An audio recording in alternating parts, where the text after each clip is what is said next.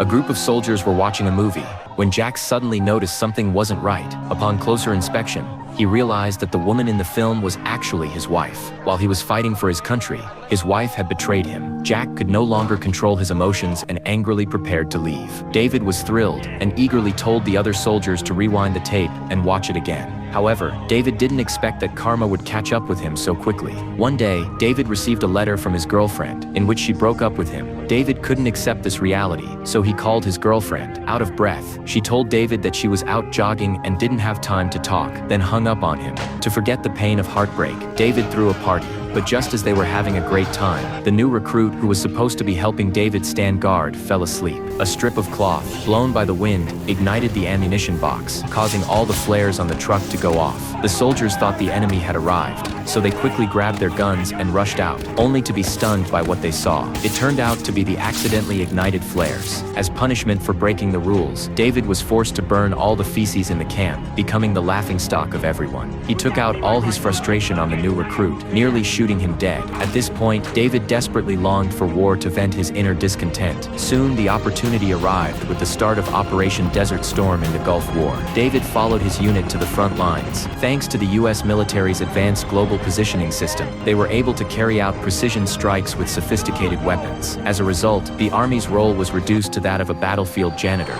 responsible for rounding up prisoners and supplies. But just as the soldiers were resting, the enemy launched an air raid, causing the soldiers to scatter in all directions. David, however, stood frozen in place. The war he had once longed for was now closer to him than ever, but he was paralyzed with fear. It was only after the bombing ended that David realized he had been so scared that he had wet his pants. David and his unit continued to move northward, passing destroyed armored vehicles along the way. The Air Force had already eliminated all the enemy's lives before they arrived. As the troops advanced, they discovered that the enemy had set fire to the oil fields in the distance. The enemy would rather destroy the oil fields than let the oil fall into their hands. David and his unit successfully reached their target location, making their way through the thick smoke. At this point, his superiors assigned David a secret mission to go to the airport and snipe an enemy commander. David was thrilled and quickly arrived at the mission site to begin the assassination mission.